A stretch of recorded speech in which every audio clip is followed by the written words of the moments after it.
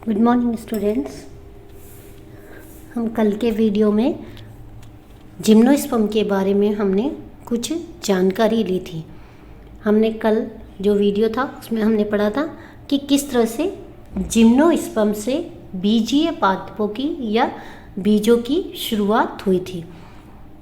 कल हमने मादा और नर ये दोनों युग्मकों के बारे में कुछ पढ़ा था, लेकिन कल हमने नर युग्मक के बारे में डिस्क्रिप्शन पढ़ा था। आज हम मादा युग्मक के बारे में पढ़ेंगे। कल हम पढ़ चुके थे कि लघु बीजाणु का निर्माण कैसे होता है। आज हम मादा के बारे में पढ़ेंगे, किस तरह से मादा पादप में गुरु बीजाणु का निर्माण होता है और आगे निषेचन की प्रक्रिया के दौरान जिम्नोस्पर्म में क्या क्या होता है। यह हमारा टॉपिक चल रहा है उद्विकास बीज स्वभाव यानी बीज का स्वभाव, बीज का निर्माण कैसे होता है।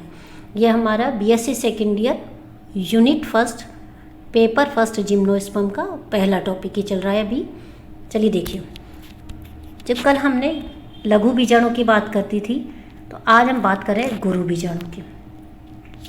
हम जानते हैं जब लघु बीजाणु नर को रिप्रेजेंट करता है तो गुरु बीजाणु की जब बात आएगी तब वह मादा की बात आएगी, यानी मादा पादप में गुरु बीजाणु पर्ण होते हैं। देखिए कल हमने कहा था बीजाणु धानियाँ होती है, लघु बीजाणु धानियाँ होती है, इसी तरह से गुरु बीजाणु धानियाँ भी होती हैं। गुरु बीजाणु धानियों के आसपास जो पत्तियाँ लगी रहती है, पत्ती नुमा संरचना होती है, पत्तियाँ नहीं होती है जो प्रॉपर पत्तियाँ होती है, वो पत्तियाँ की बात हम नहीं कर रहे हैं यहाँ पर।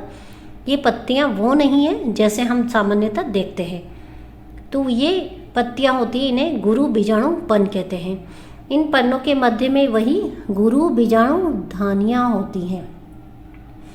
वही गुरु बीजाणु मात्र कोशिकाएं होती है। गुरु बीजाणु मात्र कोशिकाएं सामान्य कोशिकाओं से थोड़ी बड़ी होती है और इनमें पोषक पदार्थों की मात्रा भी थोड़ी अधिक होती है। तो इन गुरु बीजाणु मात्र कोशिकाओं से गुरु बीजाणु का निर्माण होता है। गुरु बीजाणु जब आगे अंकुरण करता है तब वह मादा युग्मोद्भिद बनाता है। देखिए गुरु बीजाणु का जो बनना होता है वो युग्मक नहीं है, सिर्फ बीजाणु है। बीजाणु और युग्मक में अंतर होता है। यहाँ पर हम सिर्फ बीजाणु की बात कर रहे हैं और जब बीजाणु डेवलप होगा तो एक छोटा सा प्लांट बनाएगा, उसे युग्मोद्भिद कहेंगे। जब यहाँ पर हम गुरु बीजाणु के रेफरेंस में बात कर रहे हैं तो जो छोटा सा प्लांट बनता है उसे मादा युग्मोद्भिद कहते हैं। मादा युग्मोद्भिद एक मध्यवर्ती अवस्था होती है। इसी मादा युग्मोद्भिद में अंत में नर युग्मक या अंड का निर्माण होता है। यहाँ पर जिम्नोस्पर्म में एक बात आपको क्लियर कर देते हैं कि जिम्नोस्पर्म में प्रॉपर अंड नहीं बनता है, सिर्फ हमने एक समझने के पर्पज से उसे अंड का नाम दिया है, जबकि हम उसे मादा युग्मक भी कह सकते हैं। ठीक है, चलिए आगे देखिए। अंड निर्माण के पश्चात यहाँ पर देखिए हमारे नर युग्मक बन जाता है, मादा युग्मक बन जाता है, तो निषेचन की प्रक्रिया होती है। जब निषेचन की प्रक्रिया होगी तो ये सबसे पहले होगी परागण की प्रक्रिया। परागण की क्रिया होती है। अब परागण की क्रिया क्या होती है? परागण की क्रिया होती है कि जब नर युग्मक किसी भी तरह से, किसी भी प्रकार से, किसी भी साधन से मादा युग्मक तक पहुँचते हैं तो ये जो प्रक्रिया होती है उनके पहुँचने की, वह परागण कहलाती है। अब यह परागण कैसे भी हो सकता है, पानी द्वारा, जानवरों द्वारा, पक्षियों द्वारा, मनुष्य द्वारा, कैसे भी हो सकता है।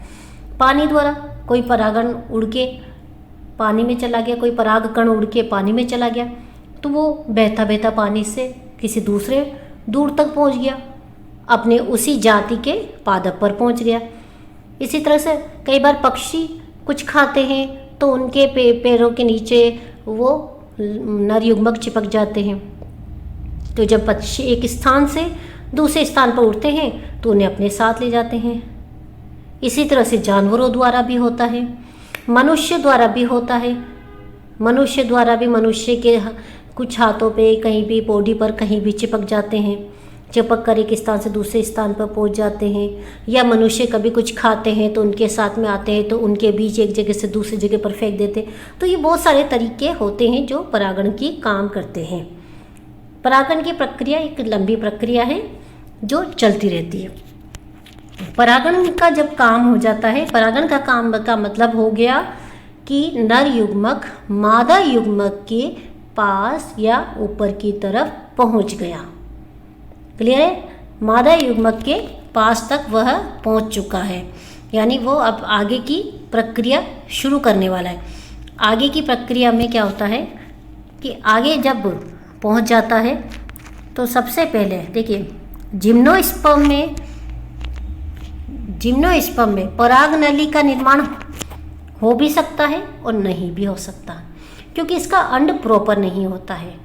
ज़्यादातर छोटी छोटी पराग नलियों का निर्माण हो जाता है, और जब नर युग्मक और मादा युग्मक दोनों संयोग करते हैं तो एक द्विगुणित संरचना बनती है। देखिए, अब आपको कुछ बेसिक बताते हैं कि जिम्नोस्पर्म का जो प्लांट होता है वह द्विगुणित पादप होता है। द्विगुणित पादप होता है, और जिम्नोस्पर्म में एक मध्यवर्ती अवस्था की हम बात कर रहे हैं जिसे कि हमने युग्मोद्भिद कहा है। तो अगर इसका जिम्नोस्पर्म का द्विगुणित पादप बीजाणुभिद कहलाता है, और मध्यवर्ती अवस्था जो कि अगुणित होती है वह युग्मोद्भिद कहलाती है। युग्मोद्भिद अवस्था से अगुणित नर युग्मक और मादा युग्मक बनते हैं, और दोनों संयोग करके द्विगुणित संरचना बनाते हैं।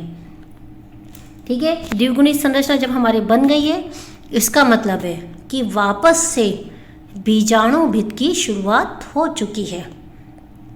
अब जिम्नोस्पर्म में नर युग्मक की बात में आप देखिए, जिम्नोस्पर्म में क्या होता है कि चल और अचल दोनों प्रकार के नर युग्मक हो सकते हैं। चल का मतलब हो गया कि इनमें कशाभिकाएं या सील या रोम जैसी संरचनाएं होती है, या कुछ पंख जैसी संरचनाएं भी हो सकती है।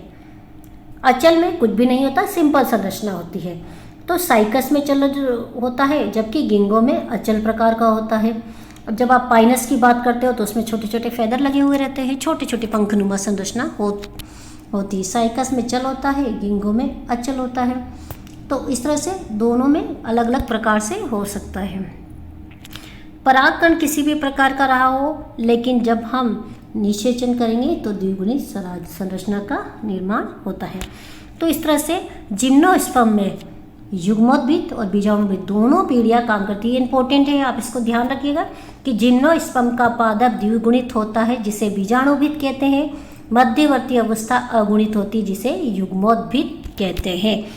दोनों ही अवस्था जिम्नोस्पर्म में इंपॉर्टेंट होती है, दोनों ही प्रभावी अवस्थाएं होती हैं।